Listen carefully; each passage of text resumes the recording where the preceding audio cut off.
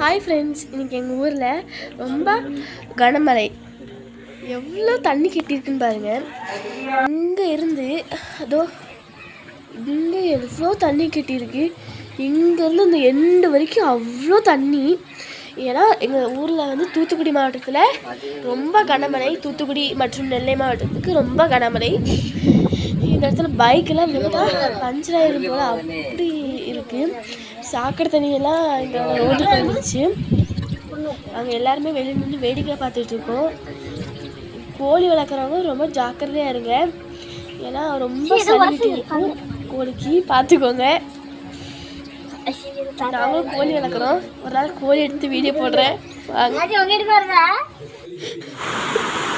இதான் எங்கள் வீடு. இந்த வீட்டுக்கு வந்து பார்த்தீங்கன்னா அவ்வளோ கனமழை.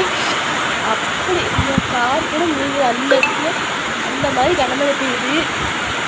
பக்கத்தில் பிங்கான வீடு இருக்குது. அந்த வீடு பார்த்தீங்கன்னா ரொம்ப அடிப்பக்கம்